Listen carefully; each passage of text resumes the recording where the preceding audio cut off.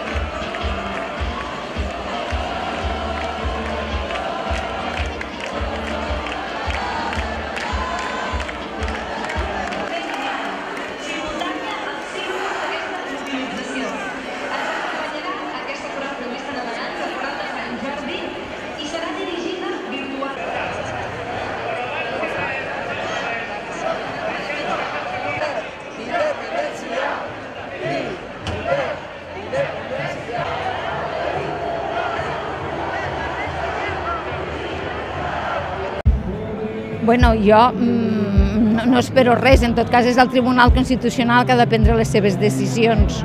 Jo no espero. El Parlament continuarà fent la seva feina d'acord amb les majories que hi hagin a cada moment i defensant sempre el mandat democràtic dels ciutadans i ciutadanes de Catalunya. Fracassa la proposta.